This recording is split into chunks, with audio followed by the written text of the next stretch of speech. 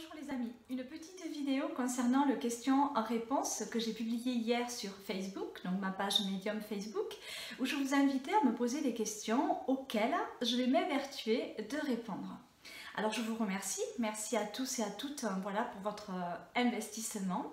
Voilà, donc je vais commencer par lire le prénom de la première personne qui a commenté avec ces quelques questions. Donc, il s'agit de Cécile Egea. Alors, je m'excuse Cécile si je ne prononce pas bien ton nom. Voilà, donc bonjour Cécile, je te remercie pour tes questions. Alors, la première question est, faut-il avoir peur des esprits? Alors non, bien évidemment, il ne faut absolument pas avoir peur des esprits.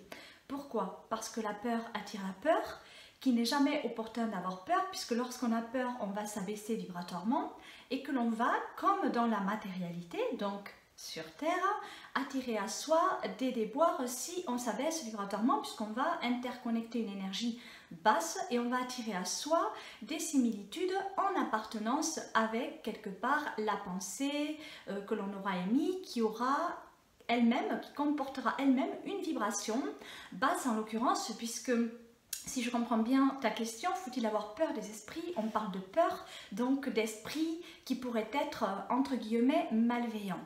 En fait, malheureusement, beaucoup trop de gens ont eu quelque part comme un endoctrinement également général au niveau des religions, des esprits, des manifestations entitaires dans des maisons hantées, des scénarios qu'on peut trouver partout dans des films d'horreur, etc.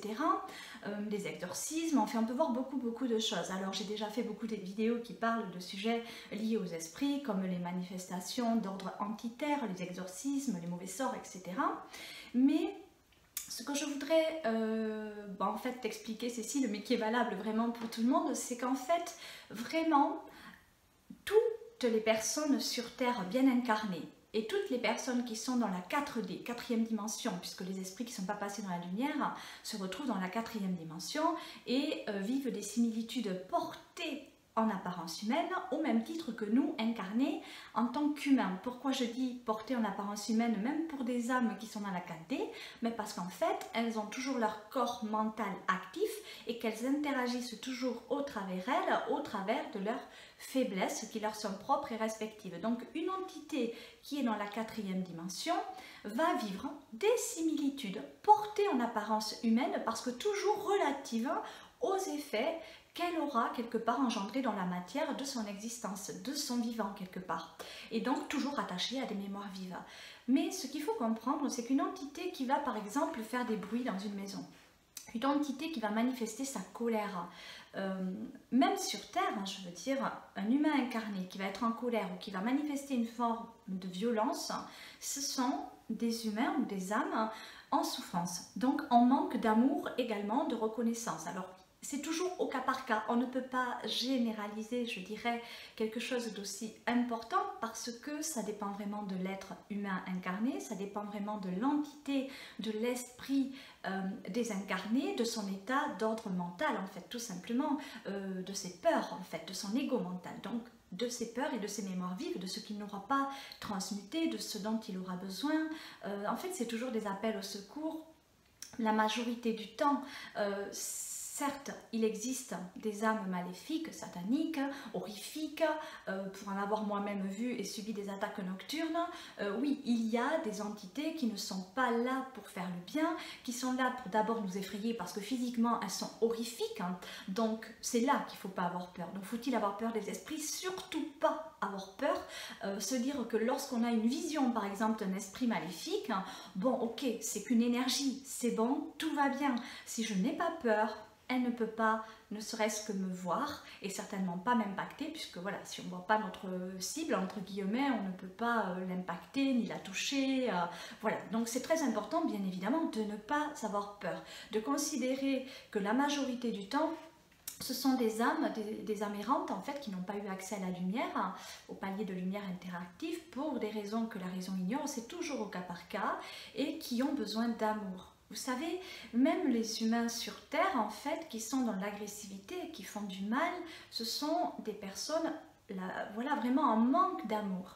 Et donc, elles vont rechercher cela maladroitement. Voilà, je vous le concède, mais à la fois, elles ont besoin d'amour, elles souffrent et quand on souffre, ben, on crie, on se défend, on se débat, on agit à mal parce qu'on est bien évidemment en souffrance abaissée vibratoirement et donc on va aussi interconnecter des plans inférieurs, des dimensions inférieures. Et donc, on va aussi connecter nos mémoires vives en même temps. Et tout cela va créer comme un bouillonnement à l'intérieur de nous et on va avoir une interaction. Et si au niveau du psyché, dès que l'interaction négative apparaît, on n'arrive pas à faire un travail de discernement et de conscience sur soi et qu'on n'arrive pas de suite immédiatement à transmuter le négatif en positif, ou à ressentir ces émotions négatives et à se dire oulala, interaction négative, ça va pas, je m'abaisse vibratoirement, je dois remonter en me revalorisant, en me mettant du baume au cœur, en trouvant de la joie de vivre dans ma vie, ne serait-ce qu'un sourire même quand j'ai mal. Voilà, si on n'arrive pas à faire ça, on peut subir sur le plan de l'astral, le plan émotionnel, chakra du plexus solaire, on peut subir une infiltration entitaire et donc une manifestation psychique au travers nous, due simplement à cet abaissement vibratoire. Alors quelle est la solution par rapport aux esprits dans une maison? Donc j'ai fait beaucoup de vidéos sur les épurations, sur comment purifier un lieu d'habitation, comment se purifier soi.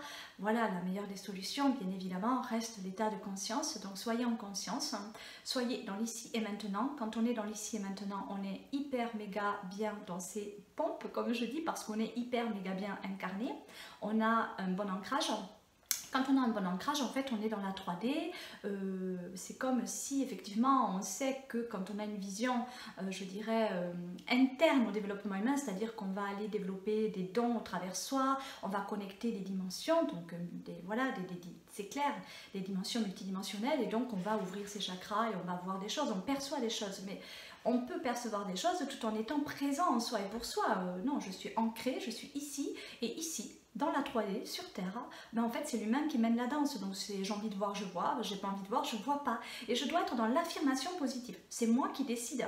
Je ne veux pas de pensée négative, je ne veux pas avoir peur d'un esprit. En fait c'est clair, il n'y a pas de peur à avoir fondamentale, et n'oubliez pas que pour tout état de causalité, la peur attire la peur, hein. Les similitudes, hein. Donc voilà, voilà Cécile, en espérant avoir bien répondu à ta première question sur faut-il avoir peur des esprits. Deuxième question que tu me poses, c'est est-ce que toutes les âmes vont dans la lumière après la mort?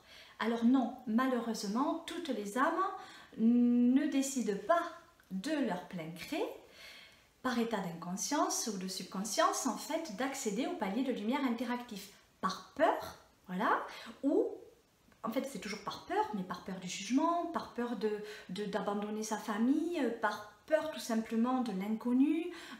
Voilà, on se pose beaucoup de questions, on est plus terre à terre que spirituel, on est trop attaché à la matérialité. Il peut y avoir vraiment une multitude de cas dont ce à quoi moi-même j'ai été confrontée, c'est des âmes qui n'ont pas conscience de leur mort. Donc des personnes qui ne savent pas qu'elles sont mortes. Donc imaginez un petit peu le dialogue. Lorsque vous commencez à discuter avec une âme et que malgré le fait des fois qu'on montre un calendrier, c'est très compliqué pour l'âme, voilà, qui m'a clairement dit une fois, ça m'avait fait sourire, mais non Marie-Myriam, je ne suis pas sénile, tout ça parce que je me disais moi dans ma tête, voilà, elle sait pas qu'elle est morte, voilà, alors qu'elle est vraiment morte. Ben non, elle me disait moi je ne suis pas sénile, c'est vous ça va pas du tout quoi, c'est peut-être vous qui êtes morte mais pas moi. Donc dialogue très compliqué parfois, donc voilà, on fait de notre mieux pour bien évidemment aider ces âmes à passer dans la lumière. Alors il y a des méthodes très simples pour faire passer des âmes dans la lumière, je veux dire, il y a des personnes qui sont vraiment en mission de passeurs d'âmes et qui sont amenées à faire cela, elles ressentent profondément un besoin de faire passer des âmes, voilà. Il y a des manifestations qu'on peut reconnaître au niveau des âmes errantes, c'est-à-dire le froid, pour moi en tout cas, est une des manifestations que je vais ressentir. Donc même en plein été, si j'ai froid et que je grelotte, c'est qu'il y a une âme errante qui est perdue dans le noir, voilà, c'est ce qui revient le plus souvent. Elles me disent, voilà Marie-Myriam, aidez-moi, je suis perdue dans le noir, j'ai froid, au secours. Voilà, donc bon, c'est des dimensions, c'est des paliers, donc voilà, là-dessus on peut facilement intervenir par la foi. Donc quand on a foi en soi, on a foi en Dieu, on a foi en l'autre et en ses capacités. On peut lui tendre la main, c'est comme tendre la main de son vivant à un ami. En fait, allez, je suis là pour t'aider, fais-moi confiance, rapproche-toi de moi, puisque de toute façon, si vous percevez une âme qui n'est pas passée dans la lumière, si vous la ressentez, c'est que vous avez une belle aura et qu'elle aura perçu votre lumière, mais votre lumière n'est pas le passage. En fait, c'est comme si elle percevait la lumière, elle se disait oh, super, ça y est, c'est le tunnel, je peux y aller. Et puis souvent, c'est en fait comme si elle se tapait la tête contre un mur, parce que malheureusement, ben non, il n'y a pas. Si j'autorise pas le passage, si l'humain n'autorise pas le passage, en fait, l'âme ne peut pas passer, hein, tout simplement. C'est une méga protection que nous possédons par le libre arbitre, en fait, tout simplement. Donc en fait, il est bon de faire appel aux anges, de faire appel à Dieu, de faire appel à vos guides spirituels pour aider ces âmes à monter dans la lumière. Alors vous verrez que j'ai posté donc sur YouTube une méditation concernant le passage d'âme dans la lumière. Donc n'hésitez pas à faire cette méditation. Donc personnellement, je la fais régulièrement. Je m'allonge tranquillement dans un endroit calme où je ne vais pas être perturbée par du bruit ou voilà ou quelque chose. Et voilà, je me laisse guider par cette méditation. Je fais appel, je connecte, bon. Voilà, même pour les gens qui ne partent pas en astral, qui n'arrivent pas quelque part à avoir des visions, sachez que ça fonctionne et qu'on peut aider non seulement les membres de notre famille à passer dans la lumière, mais également les âmes environnantes qui auront eu accès à notre lieu d'habitation. Parce que voilà, il y en a déjà, il y a des âmes qui se situent dans certains lieux, même si c'est des maisons neuves qu'on a bâties. Bon, mais si ce terrain a vécu des choses avec des personnes, bon, mais il y a des mémoires. Voilà, alors ne pas confondre également dans des habitations tout ce qui est de l'ordre des mémoires vives. On va ressentir une mémoire, il y a quelque chose qui est là, mais pas quelqu'un. Voilà, c'est une mémoire. On peut ne pas se sentir bien parce qu'on aura vécu des agressivités, des choses comme ça dans cette maison qui seront restées ancrées sous forme de mémoire. Il faut savoir que quand on vit des colères dans un lieu d'habitation, ces colères restent inscrites sous forme de patrimoine génétique dans ce lieu-là.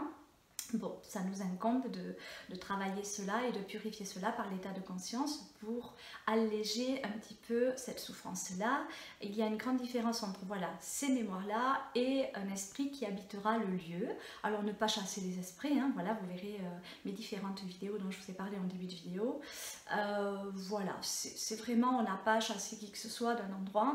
Ces âmes-là sont en quête de quelque chose, donc peut-être voilà, essayer le dialogue avec amour. Et quand on est dans le dialogue avec amour, on est protégé, on risque absolument rien, ne vous inquiétez pas. Vous ouvrez la porte du dialogue et vous la refermez quand c'est fini, terminé. Je n'y pense plus, je ne connecte plus. N'oubliez pas qu'on connecte par la forme pensée. Voilà, donc je puis vous aider à savoir bien évidemment aussi si voilà, vous voulez savoir si un de vos défunts est passé dans la lumière ou pas. Voilà, au travers de mon canal, je peux avoir cette réponse-là et voir ce qu'il est possible de faire ou pas avec ces âmes-là, puisque voilà, on ne décide pas, ce sont les âmes qui décident de rentrer en contact avec nous ou pas. Et ensuite, par le biais de l'archange Gabriel, bien évidemment, je pourrai toujours savoir voilà, le statut de l'âme actuelle. Voilà Cécile pour répondre voilà, à ce questionnement. Ensuite, mon troisième questionnement est: comment communiquer avec l'âme de son enfant pendant la grossesse? Alors je trouve cette question très pertinente, très sympathique, voilà, parce que c'est vrai que c'est une question qu'on ne me pose pas souvent et que j'ai déjà travaillé avec ce genre de choses vis-à-vis des questionnements que j'ai moi-même eu vis-à-vis de la grossesse, comment ça se passe au niveau de l'incarnation, etc.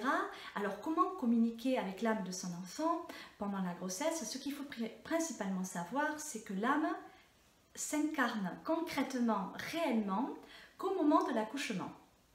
Avant, bien évidemment, je veux dire, elle intercède à des plans, voilà, intermédiaires, des plans de conscience. Et donc, elle attend le bon moment pour investir la matière. Donc, bien évidemment que quand on sait qu'on est enceinte, on sait qu'une âme est à venir et que donc par le biais de la pensée, on peut communiquer avec cette âme-là. On peut, pour ceux qui ont des visions aussi internes, la percevoir, voir à quoi elle va ressembler, à l'âge adulte même. Enfin, moi j'ai déjà vu des choses voilà, assez surprenantes et c'est super de pouvoir voir cela et de communiquer comme ça. Par la pensée. En fait, on communique avec nos défunts et même de notre vivant. En fait, c'est par la pensée qu'on crée, qu'on génère, qu'on connecte, qu'on s'interconnecte, que vraiment tout est, je dirais, en lien constant et permanent. Alors, bien évidemment, pensez avec amour à votre bébé, voilà, et lui parler, lui communiquer vos ressentis. Cela va l'aider à être apaisé parce qu'il ne faut pas oublier qu'une âme, aussi élevée soit-elle dans la lumière, bon, ben, quand elle intercède à des plans, je dirais, inférieurs, puisqu'il ne faut pas se leurrer. Par exemple, une âme qui est dans la 5D qui veut s'incarner dans la 3D, bon, il y a un abaissement vibratoire et surtout une forme de transmutation génétique, c'est-à-dire que bon, ben, le disque dur commence à s'effacer, plus ça descend, plus ça s'efface, et jusqu'au moment de l'accouchement où là c'est un reset total, je ne me rappelle plus de rien. Voilà, et on suit sa prédestinée, en fait, ce qu'on a souhaité vivre, etc. Donc, l'enfant, quand on sent un bébé bouger dans son ventre, c'est que l'âme, en fait, fait des va-et-vient d'accoutumance. En fait, elle va s'accoutumer à son nouveau corps. Voilà, donc il peut arriver malheureusement qu'une âme ait des appréhensions liées à son incarnation, parce que, comme je vous l'explique, en fait, elle s'abaisse un petit peu vibratoirement, elle perd des lots quelque part, et elle peut avoir peur, par exemple, si elle voit son papa et sa maman se disputer trop souvent, ou si elle a décidé de vraiment travailler certains points de sa personnalité, si elle a besoin d'autorité, si la maman n'est pas assez affirmée, si voilà, elle peut avoir des réticences à s'incarner. Donc il est bon aussi d'être le plus en paix avec soi et bien évidemment dans l'harmonie et dans l'amour, et voilà, et de considérer cet être et de communiquer, mais alors là vraiment, comme on peut parler à nos guides, à nos anges, à nos bien-aimés, je veux dire incarnés ou pas, à Dieu, voilà, le plus simplement du monde, par le lien de la pensée, par le lien du cœur. Voilà, on ouvre son cœur, on appose ses mains sur son ventre, on capte l'énergie de l'âme, on peut arriver à la ressentir même en étant enceinte, même si elle n'est pas dans notre ventre proprement dit incarnée, voilà, avant la naissance, on peut vraiment ressentir ces scans énergétiques qui sont juste extraordinaires. Donc merci pour cette question Cécile qui est vraiment, vraiment super. Voilà, donc ensuite, ta quatrième question. Les enfants à venir sont-ils tous cristal? Alors, les enfants à venir sont-ils tous des enfants cristal? Non, bien sûr que non. Pourquoi? Alors, c'est vrai qu'on nous parle beaucoup d'enfants indigo, d'enfants cristal, d'enfants arc-en-ciel, d'âmes diamants, etc. C'est vrai que j'ai du mal un petit peu avec ces classifications. Elles existent, moi-même je les énonce lors de mes rendez-vous, de mes séances, parce que c'est le cas, parce que l'enfant par exemple c'est un enfant cristal, parce que la maman est une enfant indigo, parce que voilà, je connais aussi une âme diamant formidable, je veux dire, il y a des personnes extraordinaires partout et on est tous extraordinaires. Voilà, un enfant cristal n'est pas plus extraordinaire que vous en ce moment même. Donc en fait il est très important de vous considérer vraiment voilà, dotés de merveilleux sens en fait, au même titre que ces enfants-là. Alors c'est vrai que les enfants cristal bénéficient d'une clarté d'esprit extraordinaire, mais ce sont aussi des âmes très fragiles, je veux dire sensiblement fragiles, je dirais sur le plan émotionnel, parce qu'elles sont vraiment, elles ont un affect en fait, quelque chose qui est un affectif débordant, une hypersensibilité, et la vision que j'ai souvent des enfants cristal, c'est du verre fin, prêt à casser, ou alors du verre plus épais, hyper costaud. Voilà, donc même un enfant cristal peut avoir des travers à réguler, ce ne sont pas des âmes non plus parfaites. Voilà, mais c'est vrai que quand on vient à moi, c'est que généralement on a des choses à travailler, donc souvent il y a des petites blessures d'âme. Je peux avoir des visions comme voilà, du verre, même du verre cassé, voilà, donc c'est qu'il faut aller ressouder un petit peu tout ça, travailler ces blessures d'âme, voilà, donc ne pas avoir peur de tout ça, bien évidemment, prendre soin de vos enfants cristal dans la meilleure des considérations possibles. Donc un enfant cristal est un enfant qui a une forme de clairvoyance vraiment très limpide en fait, il ne va pas par quatre chemins, il sait exactement ce qui est, comment c'est, voilà. Par contre il n'a pas toujours l'affirmation de s'affirmer et de parvenir à se révéler aux yeux du monde comme il le souhaiterait, parce qu'on est dans la dualité et qu'il y a ce système systémique actuel qui est en marche. Voilà, donc en fait à nous de l'aider au mieux par la compréhension, l'accompagnement, voilà, donc je puis également bien évidemment vous révéler si vous avez un enfant cristal ou pas, etc. Ou si vous-même l'êtes, puisqu'en fait, voilà, pour répondre à ta question, il ne peut pas y avoir que des enfants cristal qui arrivent. Pourquoi? Parce qu'en fait, pour qu'un enfant cristal puisse s'incarner, il faut qu'il y ait une matrice. une maman comportant des vibrations, je dirais, assez élevées pour pouvoir accueillir cet enfant en elle, tout simplement, et que toutes les mamans du monde ne sont pas au stade de pouvoir accueillir à ce jour, du moins, des enfants cristal. Alors il y a des vœux d'incarnation, de l'entraide commune au niveau des familles d'âmes également. Donc bien évidemment, dans une même famille, il peut y avoir des âmes plus ou moins élevées, puisqu'on est aussi dans le côté âme sœur, conjointement liées pour l'entraide commune et qu'on a besoin de solidarité, voilà, vraiment. Donc on est dans l'entraide, donc il y a toutes sortes de personnalités sur Terre, toutes sortes de taux vibratoires engendrés par nos divers états d'esprit du moment. Une âme, quand elle s'incarne, c'est sur le moment, donc par rapport au moment où on fait l'amour, est-ce qu'on est dans l'amour, est-ce qu'on n'est pas dans l'amour? On va aussi émettre une vibration quand on fait l'amour, on est deux à émettre une vibration, dans l'accouplement bien sûr, cellulaire. Donc en fait voilà, c'est vraiment... une question de matrice, une question de vibration, de taux vibratoire d'énergie, de vœux d'incarnation, de prédestiné. Voilà, c'est toujours au cas par cas, toujours pareil, et lié à un plan massif en fait, et à l'éveil des consciences, tout simplement. Voilà, Cécile, je te remercie pour tes questions et merci pour tes vœux émis sur Facebook également à mon encontre. Je te remercie. Alors ensuite, nous avons un questionnement très pertinent de mon cher époux, en fait, Michel Desangles. Donc merci mon chéri de poser cette super question qui est très complexe et à la fois très intéressante, parce que voilà, j'ai pu canaliser un petit écrit tout à l'heure pour répondre le plus précisément que possible à cette question, donc que je vais vous énoncer. Donc alors voilà, j'aimerais savoir si dans ma journée, tous mes faits et gestes font partie de ma prédestinée, ou bien seulement quelques-uns feraient partie du destin, et le restant en co-création du moment, de ce jour et de cette incarnation. Pour faire simple, le libre arbitre en tant qu'être incarné ne se limite-t-il pas aux émotions et à leur transmutation possible quand celles-ci sont négatives? Merci. Merci à toi pour cette question. Alors, je vais vous lire ma canalisation de ce matin, en fait, pour répondre le plus précisément que possible, voilà, de façon intuitive, je dirais, à ce questionnement, qui a quand même une grande valeur à mes yeux. Alors voici la réponse.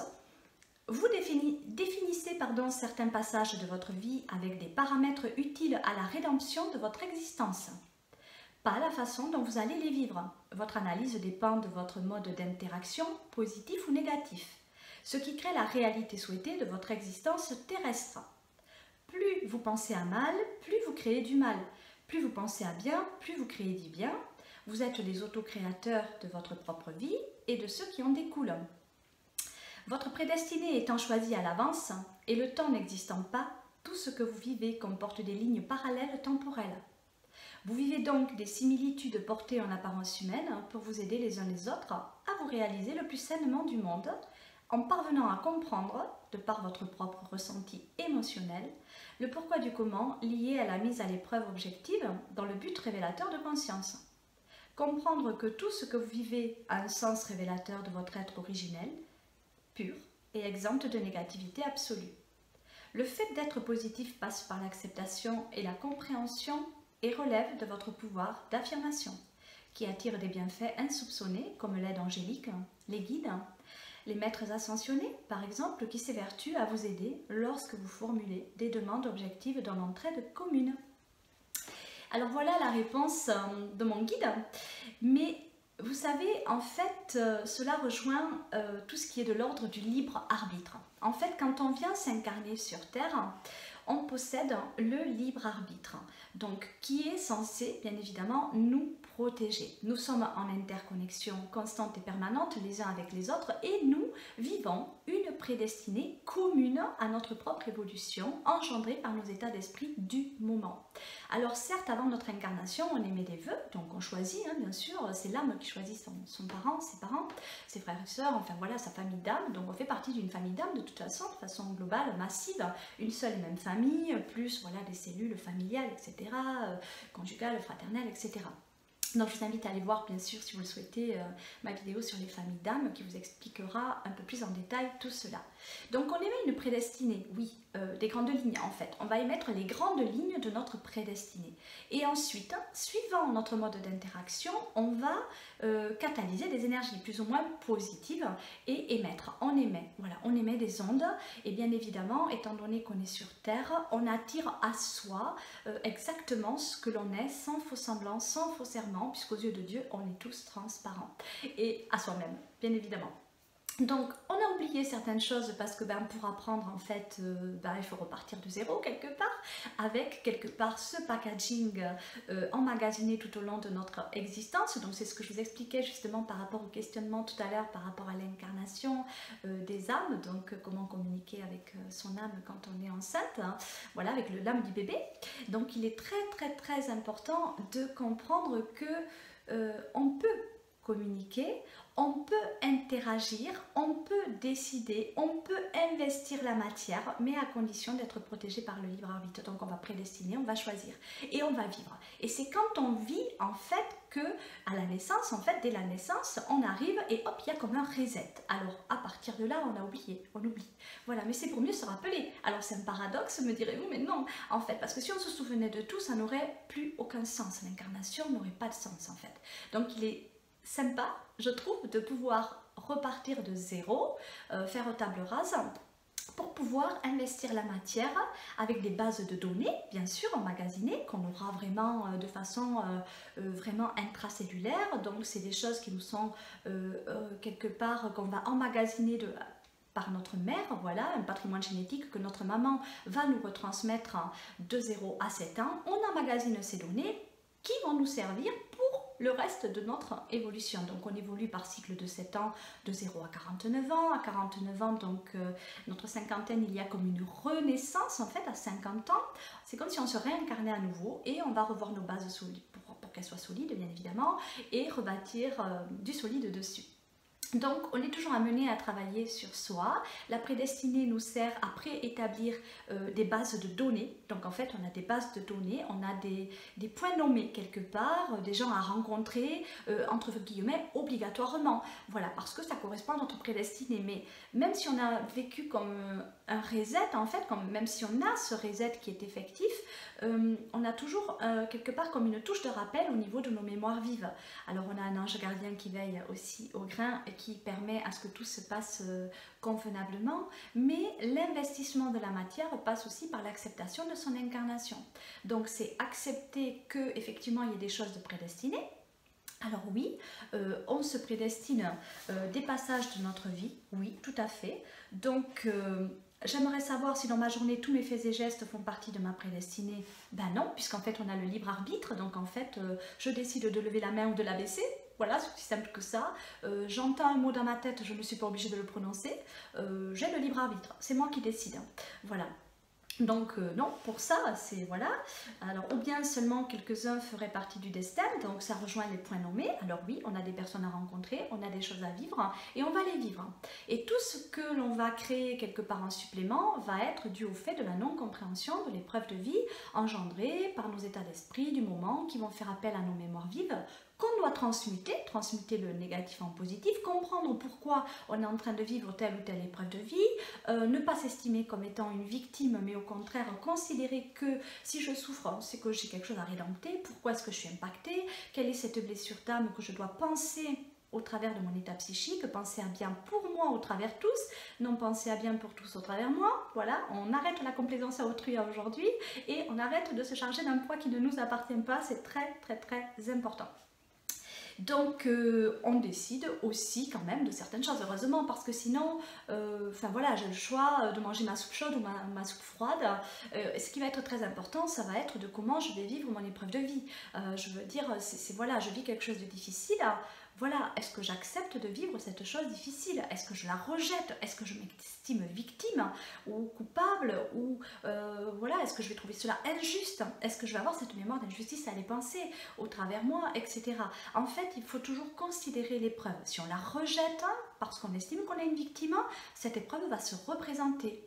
Vous savez, la vie est une très bonne professeure, comme je dis, donc en fait, tant qu'on n'a pas compris la leçon, elle va nous la répéter. Mais notre prédestinée va se situer en fait à la base de données. Donc ok, tu as une base de données, tu expérimentes par exemple le divorce, la séparation. Bon, on peut programmer cela, je veux dire, ok, je veux expérimenter ça, donc je vais me programmer, mon mari, mes enfants, ma petite vie, puis pouf, le divorce.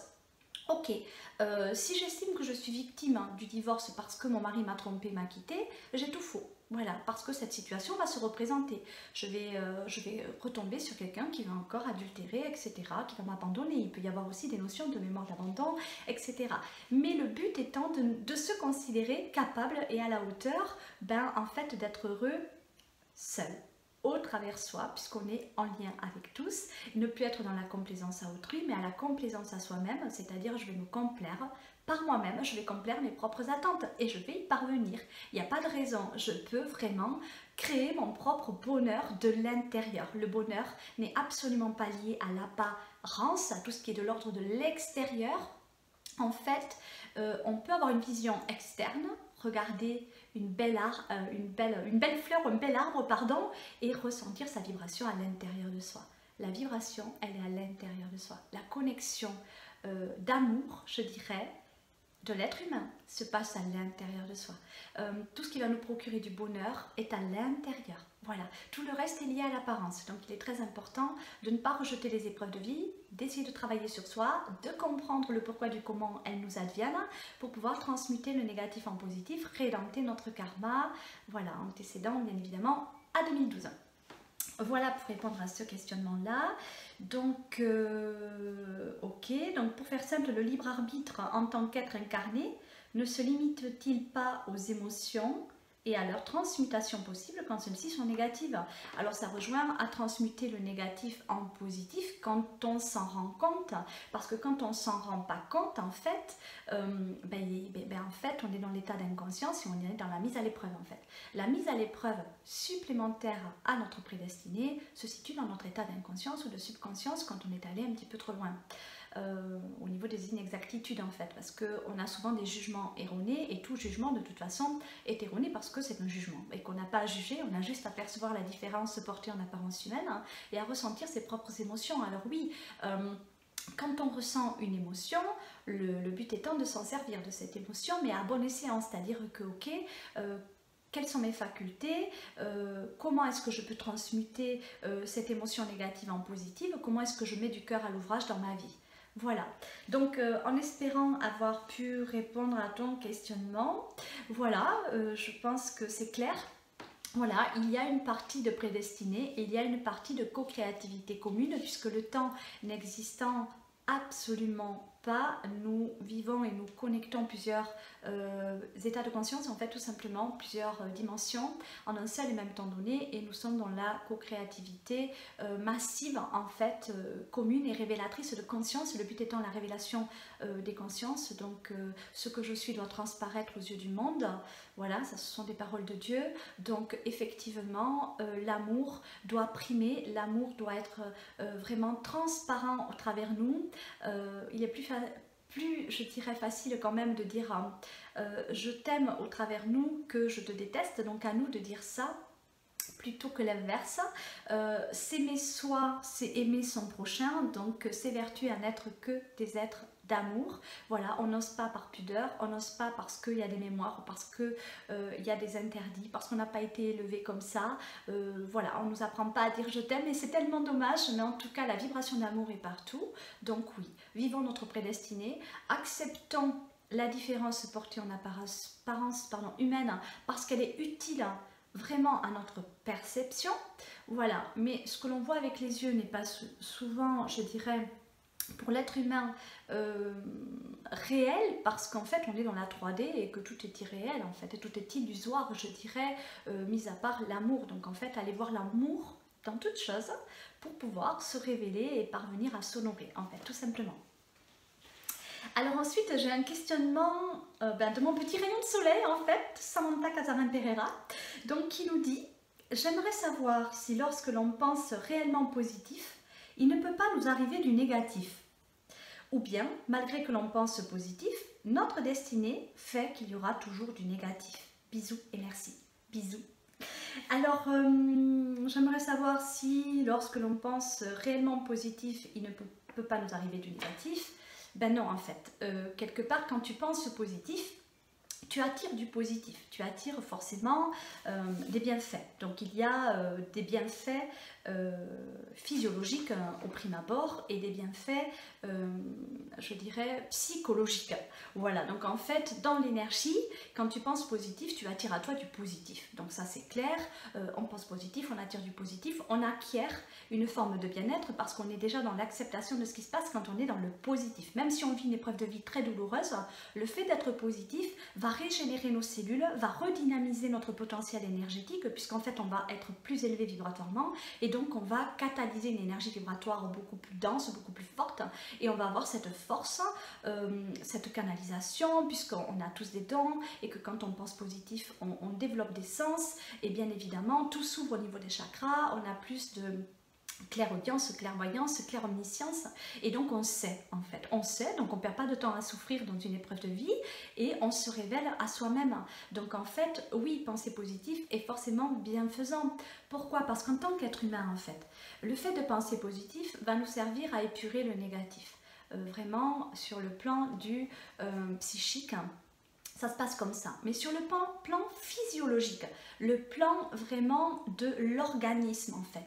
L'organisme fonctionne pareil, c'est-à-dire que le corps, à chaque fois en fait qu'on pense négatif, on emmagasine des données négatives qui seront tôt ou tard à épurer puisque l'humain fondamentalement n'est que pureté absolue, n'est que être de lumière, n'est que amour. Donc tout ce qu'on met quelque part psychiquement à l'intérieur de notre organisme de négatif, ben en fait le corps lui il est sans cesse en adaptation et il va devoir épurer ce négatif.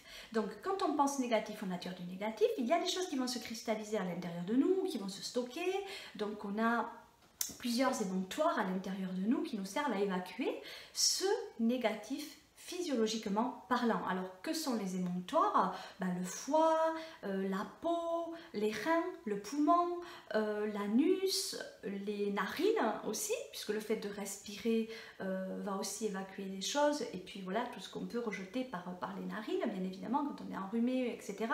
Le corps s'auto-nettoie, il est très important, donc il y a également les urines aussi, hein, voilà. La respiration consciente est vraiment quelque chose d'excellent. La respiration consciente permet non seulement d'être en phase avec soi, permet l'état de conscience, donc l'ancrage, et permet l'évacuation de données négatives. Juste en étant conscient, en inspirant profondément et en expirant le négatif. J'inspire l'amour, je suis dans la reconnaissance et j'expire le négatif. Quand je fais ça plusieurs fois par jour, en fait, je m'auto-purifie, je m'auto-nettoie. Voilà, tout simplement. Donc, déjà, pour ceux qui le souhaitent, bien sûr, pratiquer la méditation, pratiquer une activité physique peut aussi aider à évacuer des choses. Voilà, après, ce sera chacun a sa façon de méditer, chacun a sa façon de concevoir la vie au travers lui, mais la positive attitude ne pourra être que bienfaisante. Alors par contre, c'est pas parce qu'on va être positif qu'on ne va pas vivre certaines choses négatives dans notre vie, mais tout dépend de ton état positif, parce que si tu vis quelque chose de négatif et que tu penses positif, en fait cette chose-là se transmute en positif parce que tu comprends qu'elle est là pour te permettre d'accéder à un apprentissage de vie. Donc c'est magique quand tu arrives à être dans l'épreuve de vie qui pouvait te paraître auparavant douloureuse et que tu arrives à la vivre dans l'acceptation parce que tu sais qu'il y a quelque chose que tu dois apprendre, cette épreuve est en train de t'enseigner quelque chose, si tu réussis ton examen, c'est que tu as pensé positif, tu as accepté cette épreuve de vie-là et tu as transmuté tout le négatif qui venait à toi au travers de cette épreuve-là, au travers de la pensée positive, de l'état de conscience et de l'amour divin. En fait, voilà, tu t'aimes, tu te reconnais capable de transmuter tout ce qui est négatif en positif, tu vas vraiment t'élever vibratoirement, tu vas savoir, tu vas acquérir en puissance et puis tu vas développer tes sens et tu n'auras plus peur en fait, parce qu'en fait quand on souffre d'une épreuve de vie, c'est parce qu'on a peur. Quand on est impacté par les épreuves de vie de quelqu'un d'autre, c'est en fait parce que ça va réveiller des mémoires enfouies au plus profond de nous. C'est toujours lié à la peur et à l'ego mental. Donc en fait, pacifier son mental, j'ai fait une vidéo qui pourra t'aider aussi, voilà, sur comment pacifier son mental. proprement et sainement, puisqu'il est là pour nous aider, il est là pour nous montrer nos peurs, nos faiblesses, etc. Il ne veut pas qu'on meure, hein, tout simplement, donc il est là pour nous protéger, mais à la fois, allez, il faut épurer tout ça, de toute façon on n'a pas le choix, donc oui, psychiquement parlant, on transmute le négatif en positif par l'acceptation, et on se révèle, et on comprend, et on avance, on a sens, bien évidemment, ce qui est notre but.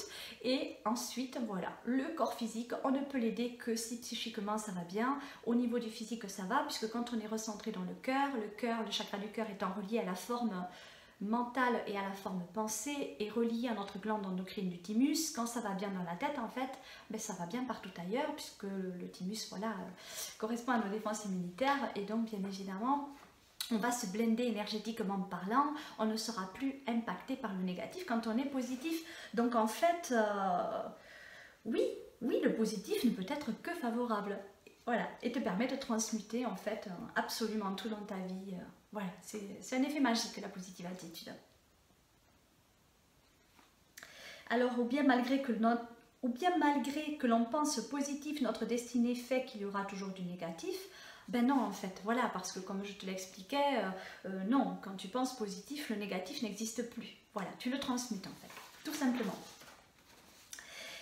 Voilà, voilà. Alors ensuite, des questionnements de Anaïna Warda, donc à qui je fais d'énormes bisous. Bisous à Yona. Voilà, donc comment ne plus se fixer sur le négatif et sur le noir? Alors, sur l'ombre, sur la dualité, comment ne plus se fixer sur tout ce qui nous procure une forme de mal-être? Alors déjà, quand on pose cette question, c'est qu'on a une forme de discernement. Donc voilà, ok, je ne veux plus me fixer sur le négatif parce que j'ai compris quelque part que le négatif ne pouvait m'apporter que des méfaits. Alors comment ne plus se fixer dessus? Ben, en fait, en ne lui octroyant plus aucune attention. Quand on n'octroie pas d'attention au mal ou au négatif ou aux personnes un petit peu trop aigries, je veux dire, à ce qu'elles vont proférer, hein, je m'entends, parce qu'on peut aussi apporter notre aide à quelqu'un, mais attention, en se protégeant, etc. Quand on ne se focalise pas sur le mal, quand on n'y prête pas attention, on ne donne pas son énergie. Donc on se protège de façon auto-immune, de façon très naturelle. Donc ne pas se fixer passe aussi par sa force d'affirmation. Donc je décide de ne plus me fixer sur le noir, de ne plus y prêter attention. Et ne plus y prêter attention, c'est aussi accepter sa présence sur Terre, parce qu'en fait il y a cette dualité qui est engendrée par nos divers états d'esprit du moment, et qu'à partir du moment où on accepte que cette dualité existe pour expérimenter, pour transmuter, transcender, etc. Bon ok, le mal est là, l'ombre est là, voilà, les personnes négatives que je perçois comme étant négatives sont là, mais au fond d'elles-mêmes, elles sont en souffrance et elles sont là pour expérimenter dans la matière et rédempter, bien évidemment. Dans l'entraide commune, le but ce n'est pas de les dénigrer, le but ce n'est pas de les repousser, le but ce n'est vraiment pas de leur faire du mal. Surtout pas. Donc en fait le but va être de démontrer l'exemple pour les éclairer, mais par contre ne pas rester trop près de personnes très négatives à un temps donné, parce que plus on est proche de l'ombre, plus voilà, ça va nous demander d'efforts, d'état de conscience, etc. Et comme on est dans la matière avec nos blessures d'âme nous-mêmes à réguler, bon, c'est pas toujours facile d'être en état de conscience constant et permanent, on peut manquer d'ancrage également. Donc bon, il est important de ne pas rester trop proche du mal longtemps. Donc en fait, on décide fermement de ne plus y prêter attention. En fait, voilà, on évacue son propre mal-être en transmutant le négatif en positif. Donc voilà, on n'y prête pas attention. Si on ne prête pas attention au mal, il n'y a pas de connexion. Voilà, c'est par la pensée en fait que ça se joue. Donc il faut avoir une bonne force mentale et dire non, en fait, tout simplement. Je ne me connecte pas au mal pour ne pas en subir les conséquences, tout simplement. Voilà, je me connecte à la part de lumière de cette personne-là. Et si j'ai par exemple des pensées qui me viennent comme ça, négative par rapport à cette personne, non, je dis stop, c'est mes pensées, je pense ce que je veux, donc je dis non, je coupe, j'annule, j'ai 30 secondes pour le faire, donc c'est faisable, je prends conscience, j'annule, non, j'envoie de l'amour à cette personne et je m'éloigne. Voilà, tout simplement. Deuxième question, comment vivre en harmonie avec quelqu'un qui ne l'est pas? Alors, ça c'est le challenge de beaucoup de couples par exemple, ou d'amis, mais c'est souvent dans les couples que cela se répercute le plus souvent, puisqu'on est, ne l'oubliez pas, dans l'entraide commune, on choisit notre incarnation, etc.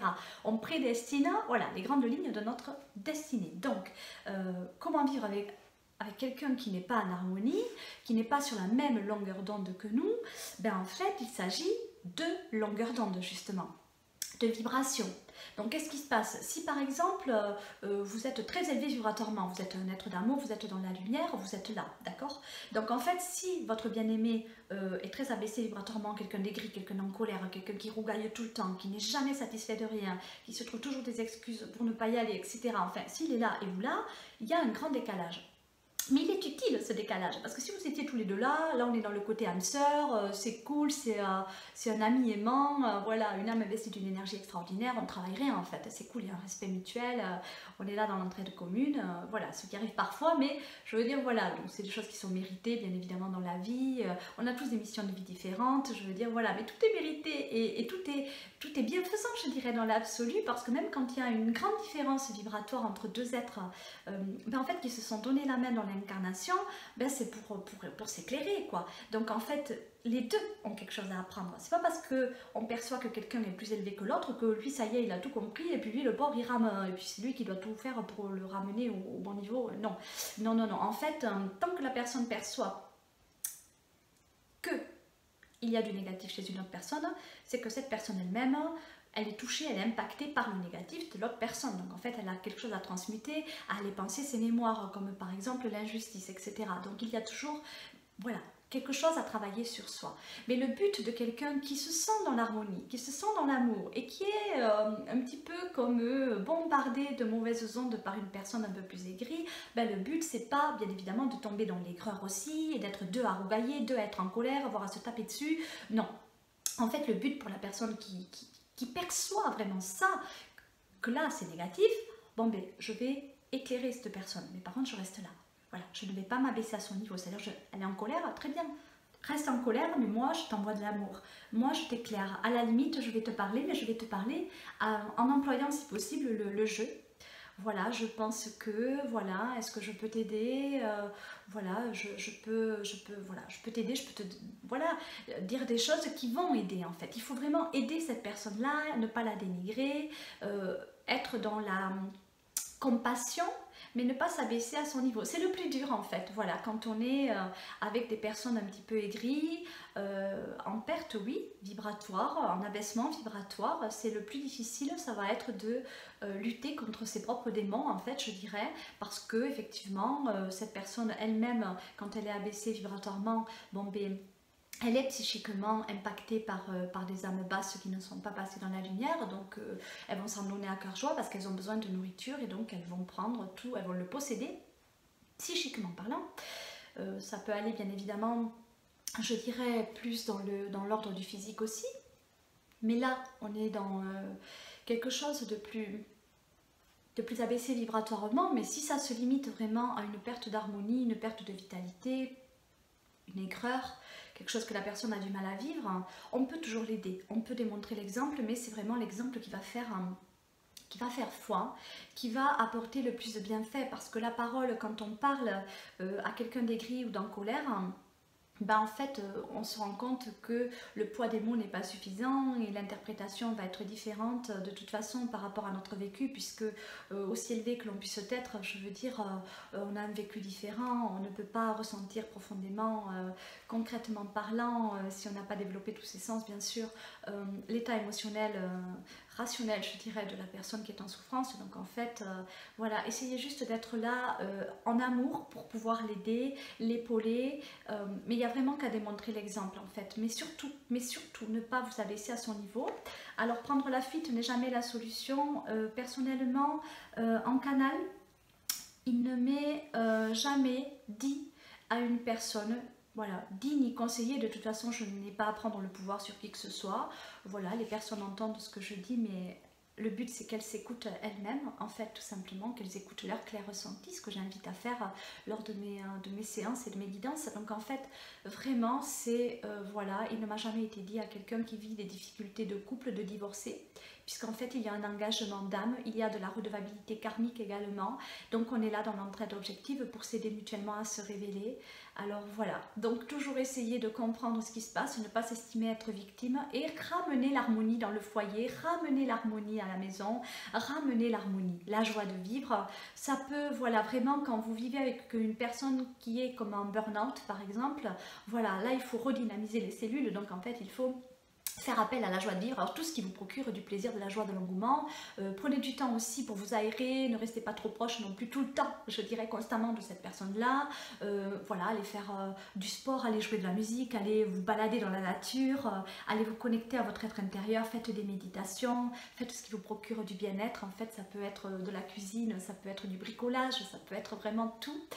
Voilà, faire un gros câlin à votre animal de compagnie, en fait, ça peut être vraiment tout pour vous recentrer dans le cœur à chaque fois que vous en avez besoin, parce que voilà, vivre avec quelqu'un de façon constante et permanente, c'est pas toujours facile lorsque cette personne est aigrie. Donc mettez du cœur à l'ouvrage, mais ne vous oubliez pas en fait, ouais, soyez compatissant, mais il faut pas en pâtir de l'empathie, hein, c'est clair. Voilà.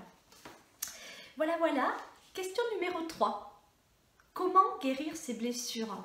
Alors, on a tous des blessures d'âme à aller penser au travers soi. Pour les guérir, il faut les reconnaître, hein. Donc là, c'est toujours au cas par cas. Donc il n'y a que toi qui puisses faire ce travail. Je peux t'y aider bien sûr. Mais ça va vraiment être de ressentir ton état émotionnel lors d'une altercation, lors de quelque chose qui te blesse, lors d'une épreuve de vie. Ok, allez ressentir cette émotion. Il y a quoi? Il y a quoi là qui me pèse? Qu'est-ce que c'est que cette mémoire? Qu'est-ce qui me fait mal? J'ai peur. Pourquoi j'ai peur? De quoi j'ai peur? Est-ce que fondamentalement j'ai des raisons d'avoir peur? Alors non, voilà. Faites-vous confiance. Vous avez prédestiné des points, voilà, des points nommés sur votre destinée. Vous savez ce que vous faites. Et si vous les avez programmés, c'est que vous êtes capable de relever le défi. Vous êtes à la hauteur de transmuter tout ça. Mais ça va passer par la considération de soi par soi. Voilà, de son être véritable et de s'estimer, s'envoyer de l'amour. En fait, guérir ses blessures, c'est aussi s'estimer, s'envoyer de l'amour, être légitime envers soi-même, penser à bien pour soi à chaque fois, à chaque instant. On est la personne en autorité sur cette terre, mais on est la personne la plus importante sur cette terre. On doit s'envoyer de l'amour, on doit s'estimer, on doit être dans la bienveillance au travers soi, on doit se faire du bien, on doit s'aimer en fait profondément.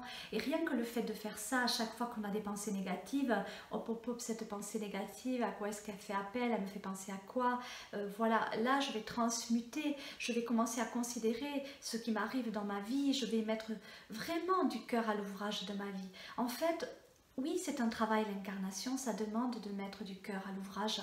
Et personne ne fera ce travail à votre place, hein, qui que vous soyez. Donc en fait, il ne faut plus attendre un sauveur aujourd'hui.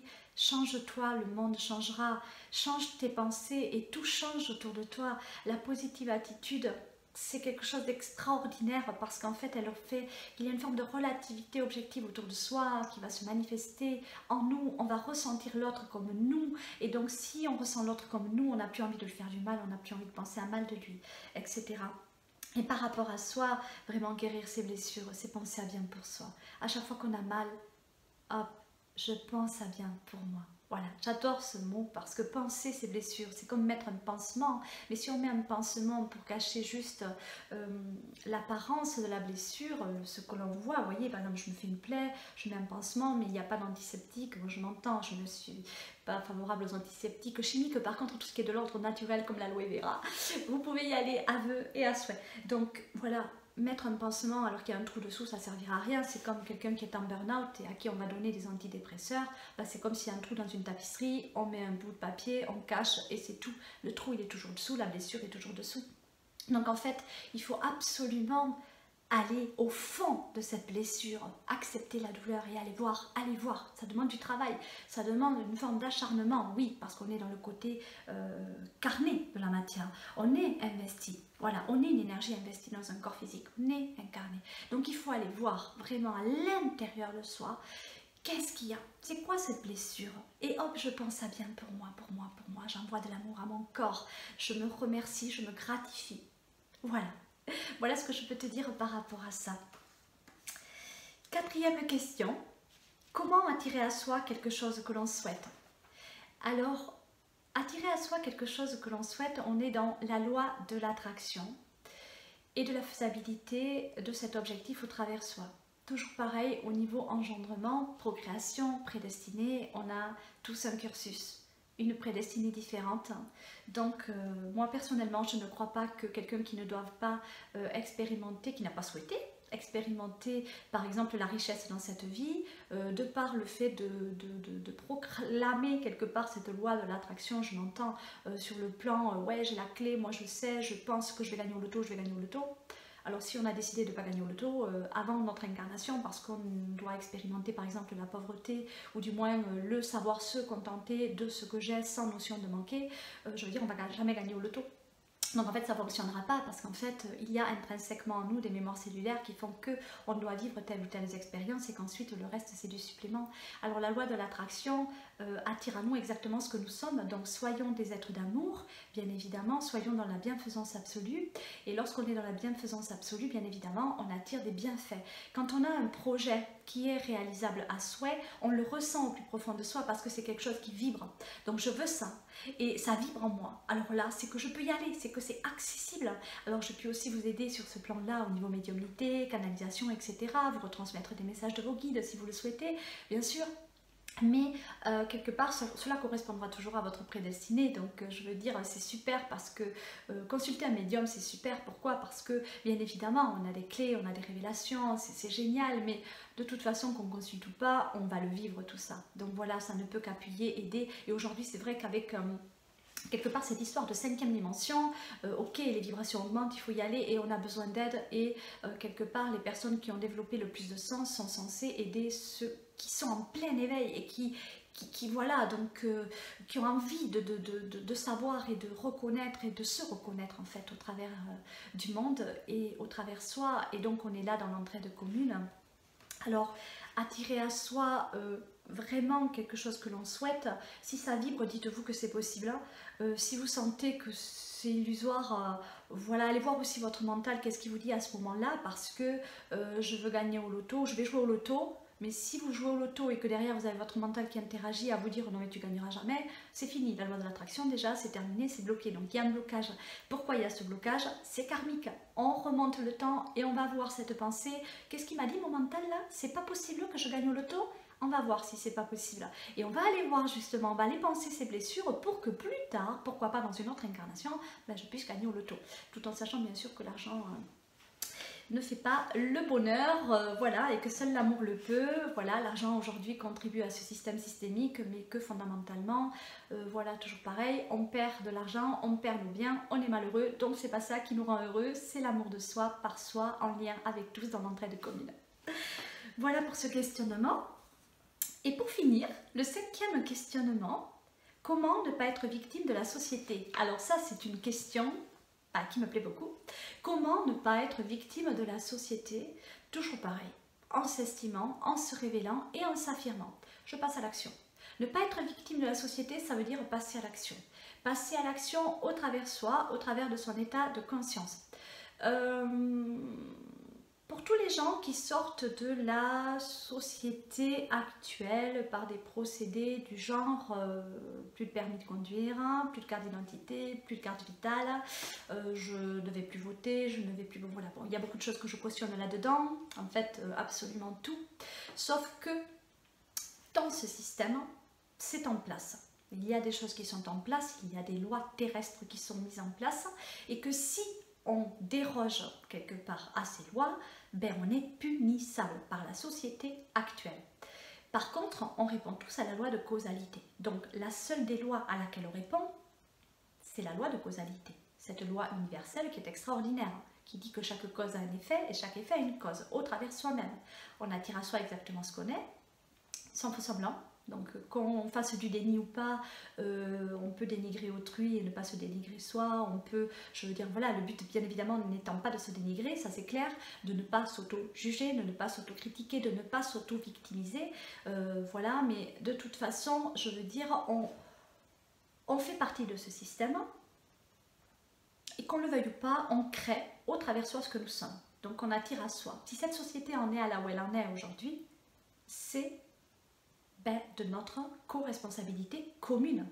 On a tous un impact. Pourquoi? Parce qu'on pense tous à mal un temps donné, et qu'à chaque fois qu'on pense à mal, on va nourrir un égrégore et des entités négatives qui vont se jouer de nous un temps donné, qui vont se manifester dans la matière au travers de nos états psychiques, qui vont engendrer des choses par nos états d'esprit, au travers de nos blessures d'âme, etc. Et ça va faire boule de neige. Donc effectivement, Comment ne pas être victime de la société en ne s'estimant pas être une victime? Donc, je ne suis pas une victime. Si je ne suis pas une victime, je vais aller regarder au-delà de l'apparence, au-delà de ce que l'on veut me faire voir, au-delà de ce que l'on va me faire croire quelque part, ce que l'on veut me faire croire. Donc, je vais m'écouter moi, je vais m'estimer moi, et je ne vais pas quelque part écouter tout le qu'en dira-t-on. En fait, je ne vais pas me focaliser non plus sur tout ce qui est de l'ordre des médias, les publicités, me limiter à regarder, ok, j'en sais rien, voilà, prenez ce médicament, il va vous guérir instantanément, ou prenez, voilà, là on est à fond dans les détox, voilà, vous voulez perdre du poids, allez, avec ça c'est le remède magique. Enfin bon, voilà, il y a plein de choses qui sont là pour nous vendre du grand tout et n'importe quoi. Vous voulez perdre du poids, jeûnez. Faites un jeûne. Ça peut être des jeûnes courts, ça peut être des jeûnes un peu plus longs, c'est adapté à chaque personne, mais tout le monde peut jeûner. Prendre soin de ses belles pensées, ne pas porter un poids qui ne nous appartient pas. Il y a beaucoup de techniques en fait pour s'auto-prémunir d'éventualités négatives et ce quelles qu'elles soient.